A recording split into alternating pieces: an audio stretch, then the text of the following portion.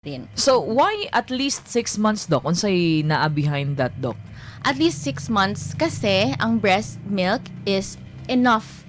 It's an enough nutrient for the baby during that time. Kasi during that time, hindi pa ready yung baby to Solid.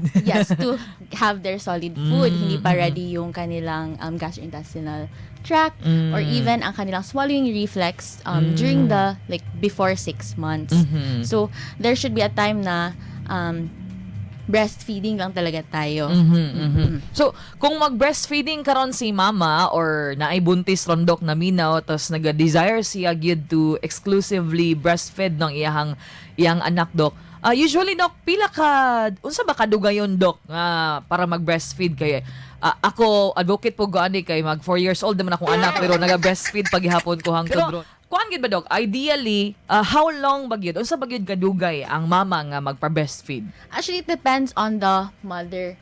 Kasi each breastfeeding journey is unique. Hindi natin pwede siya i-compare kasi iba-iba tayo. Some moms are stay-home moms, some are working moms. So it depends on the schedule of the mother. Kung kaya naman niya mag-breastfeed hanggang 2 years and beyond, then why not? Because breastfeeding is really healthy. Breast milk is really healthy for the baby.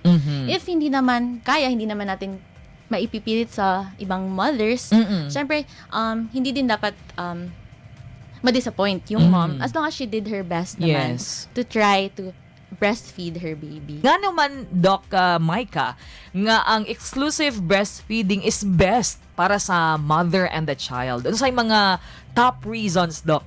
Okay, so it's best for the mother and the child. For the child, number 1, ang breast milk has everything the baby needs to grow.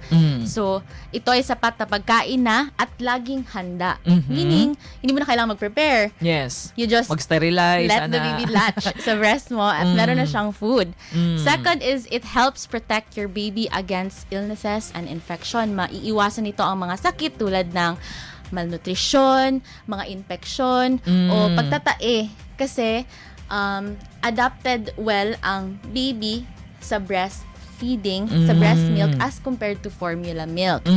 Another is, pag ang babies or ang sanggol ay exclusively breastfed, studies show na mas grabe yung weight gain nila, mas maganda din yung performance and cognitive function nila sa school. As for the mothers naman, number 1, libre ang breast milk. Why gasto, Dok? Walang gasto. As compared sa formula milk na mahal. During this time pa lang, nahi-heal faster yung body ng mother, nabibigyan din natin ng protection ang baby, and at the same time, less ang weight gain ng mother during the postpartum. Kasi breastfeeding itself can burn 500 calories per session. Wow! Siguro, Doc, lastly, Doc, out from your experience as also a doctor, an advocate, o ay breastfeeding mom yourself, no? Unsa pod imong ma-advise sa mga naminaw karon, Doc, na mga nanay? Ayan. So, siguro for me, a breastfeeding and a working mom for almost 2 years, keep in mind that breastfeeding your baby is a learned skill. So, it takes patience, and for some, it may be frustrating and even uncomfortable sa start. But if you practice it, and if you think na it's for me and for my baby, then you'll have inspiration naman to carry through. It will be rewarding, and it will only take short time. 6 months is just a short time, or even 2 years. Minimum. Yes, minimum. 6 months and even 2 years. Oh, okay. So, yun ang laban lang. Advice. Laban lang.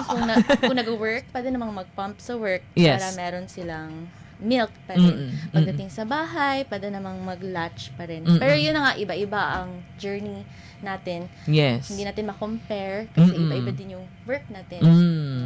Correct. So, to each his own. So, what works best for you and the baby. Yes. But, breast is best.